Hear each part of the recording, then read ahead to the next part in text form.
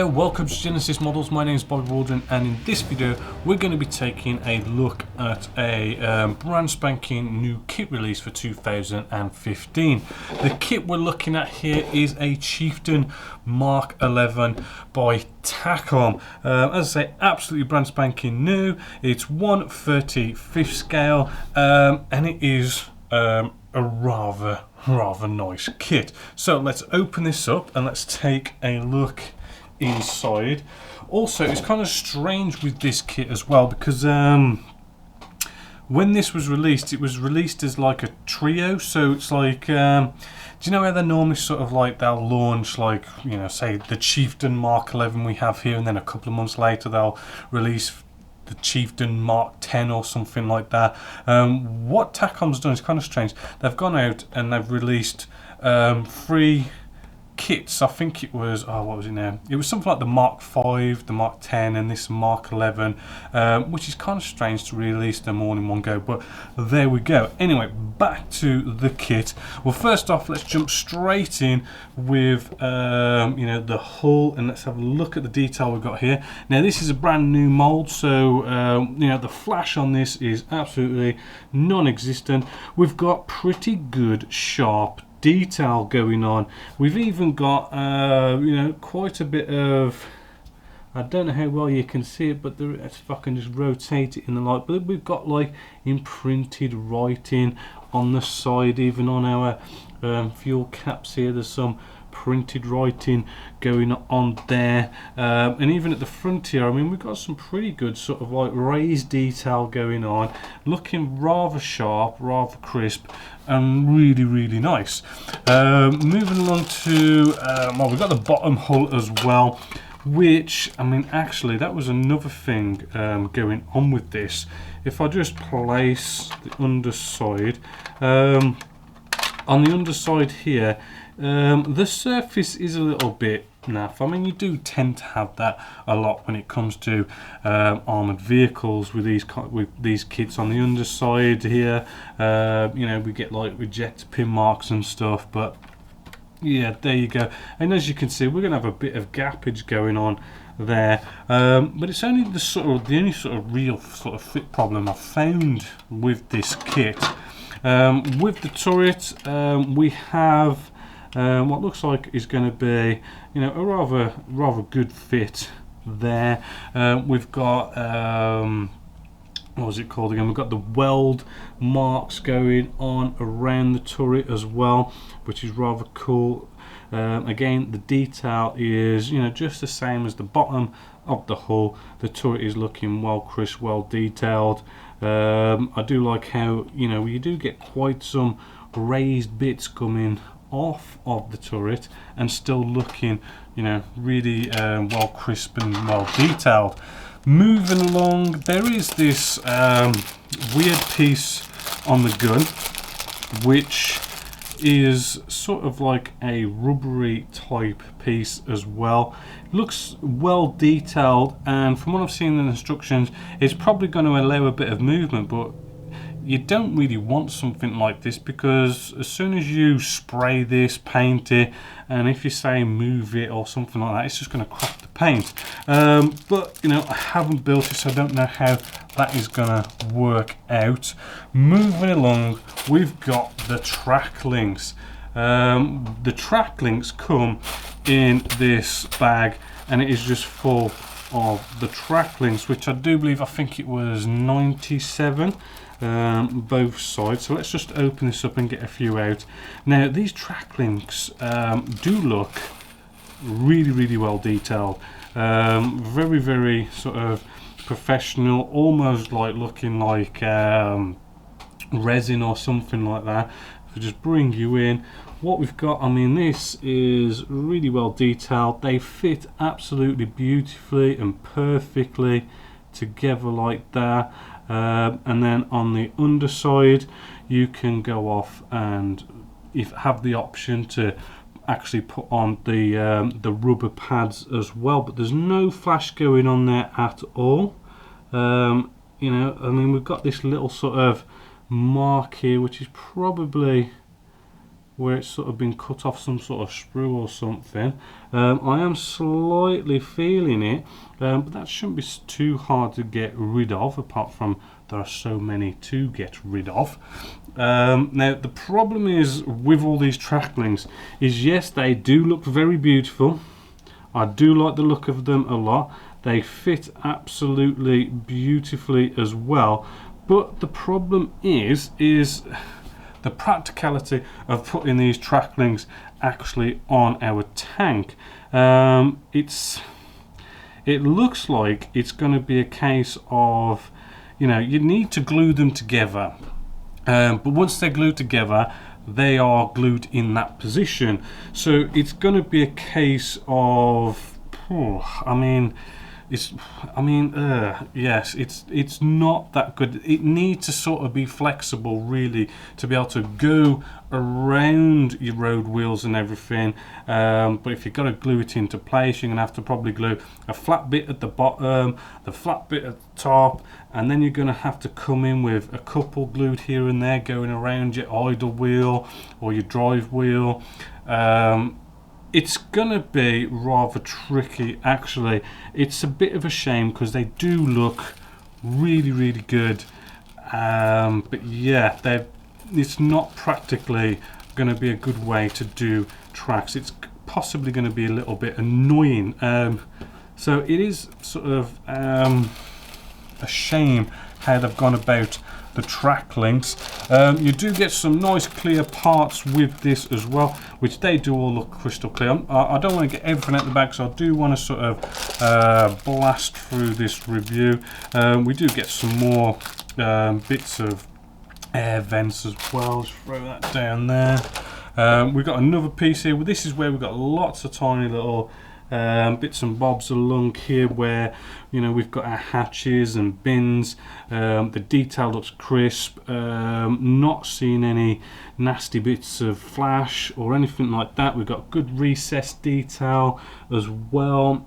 Bolts. We've got our MGs here again, you know, looking very fine and crisp. Smoke discharges. Yeah, you name it, you know, this kit has got it, and it is all looking well detailed. We turn this over now, and we do have ejector pin marks, but they're not in those places where you're gonna not want to see them. For instance, I mean, at the back here we've got our bins. Yes, we've got ejector pin marks here, but we're not going to see them. As for our hatches, no ejector pin marks, which is just what you want, because if you want to open the hatch, you don't want ejector pin marks on show. So yeah, and it's the plastic is, it's actually feeling quite strong, actually. I'm hoping it's not going to be too strong. It almost, I mean, don't hold me to this because I haven't cut any of it off, but the sprues almost feel a bit Games Workshop-y, but you know, looking how the pins go into the pieces, they're not as thick as Games Workshop, but the actual outer sprue part is a bit tough like Games Workshop. Then we've got our main gun here, which, looking at this, absolutely beautiful detail going on with our main gun all the way along here. Loads and loads of detail, as you can see, all the way along there. Now, when bringing those two pieces of plastic together and gluing them and trying to get them all nice and seamless is going to be rather tricky with all that detail on there, but if you can do it, that is going to look absolutely smashing. A couple more pieces, sprues that I've just left in the bag. You know, we've just got some more bits here and there with that bag. A little bit more sort of bins and stuff, nothing really to write home about, pretty much the same as the other sprues I've shown you. We've then got this nice big sprue here. There is two sprues that are exactly the same, right, duplicate sprue.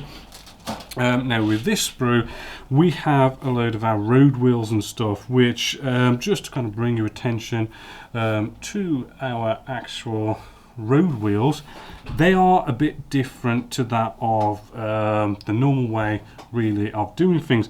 What we've got here is, if we turn this over, this is like the inside of our road wheel, right? Then we have this spacer just here, and then here's like the rubber tyre part of the wheel. So what we've got is we've got a situation where you know how you get so many road wheels and everything with armoured vehicles, and it's such a pain to paint all the tyres and everything, but what it looks like they're doing with this kit is them separating the tyre side and the actual sort of hub cap side of the wheel, so you get to sort of spray them separately and then glue them together, which potentially could save you a hell of a lot of messing about painting up tyres.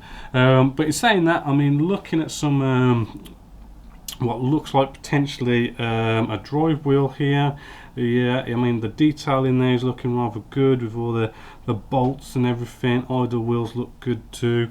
Yeah, really nice. We've got some suspension at the back here, which doesn't look too bad. You know, they should look nice. I mean, on the back they're looking a bit but I'm guessing that's because we're not going to see them at all.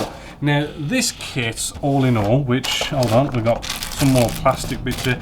We've got 6 identical sprues here, and on here is basically just supposed to be the rubber pads that you put on your tracks. Nothing too special there. Now this kit is £53 RRP, and I got that from Hannon's. You probably could get it cheaper elsewhere.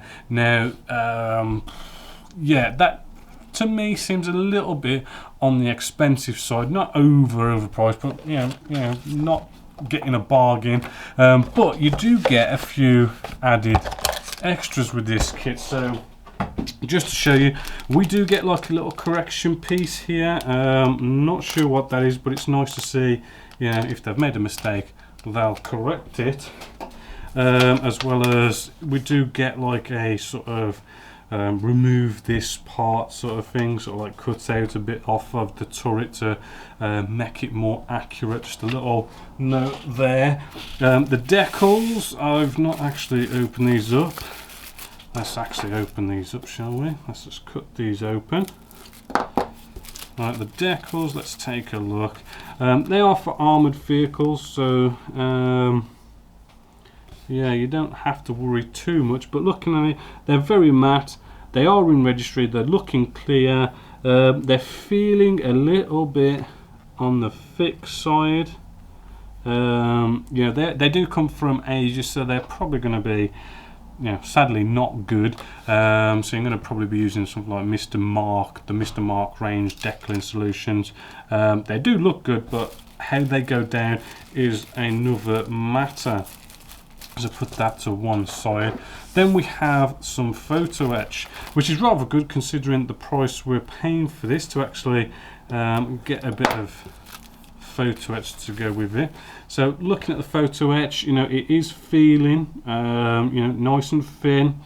We've got well good detail in there. That there should sort out all our little air vents and all those kind of things to really jazz them up. It always does look really good to have you know, these air vent covers and everything on armoured vehicles. I do like it when they do that. Then we have something a little different actually. We get this added little sort of extra paint guide. Now in this paint guide, alright, we open it up, right, and it is done by Ammo. That's Mk.11, where he's gone off and he has come up with the proper colour schemes for I think it's about 5 different tanks, ranging from different regiments like 1RTR, based in Germany, or even a couple of different, what is it, the Dragoon Guards in Battus, which is not bad actually in Battus. I did quite enjoy it when I went there, and yeah, that was good fun. We've also got the Royal Scots Dragoon Guards, and we've got a whole load of nice call outs from Mk.11 on, you know, just exactly, you know, what you want. We then have the instructions, which the instructions are, you know, it's a good booklet, it's not cheap or anything like that, good quality. We get a good call out of about the tank itself. We've got good colour going on. We do open up inside and the quality of the paper does reduce, but still good quality. Moving through, it is a very easy typical sort of instructions to follow. Typical construction of a armoured vehicle. As I say, the track links, yes, it was 97 track links, and as I say, kind of getting that to go round is going to be sort of problematic and a bit more trouble than it should be, really. But apart from that, yeah, the kit has lots of detail, lots of pieces going on here, there and everywhere, just like any other armoured vehicle. There's no like kind of extra options to have this way or that way, but yeah, I mean, it is going to be very easy to follow from the look of the instructions. We're going to have no real problems following this, I do believe. And there we go. There's the instructions all finished, and then you've got a bit of advertising at the back, which actually I did get that Mark A with it. So there is the kit all in all. Really, it looks like a fantastic new mold. The detail on the kit is very crisp, very fine. You know, you got no ejector pin marks in the nasty places. You got no flash going on with it. Hopefully it should go together rather well. You get some nice photo etch of it as well. You get you know, a nice colour call out from ammo, which is, you know, also a nice little added extra. A little bit overpriced, and the tracks are going to be a bit of a pain to sort of construct, and then you're going to have to construct it in a way that kind of fits nicely, so that's going to be a pain, and then you're going to be sort of painting and weathering up different parts of the track in separate places, so that's going to be a bit of a pain. But all in all, it does look like a good kit, and it is recommended, and I wouldn't mind again building it myself. So yeah, hopefully you've enjoyed that inbox review of the Chieftain Mk.11 by Takom 1/30 5th scale. So until next time, my name is Bobby Waldron, this is Genesis Models, and I hope you've enjoyed. Thank you.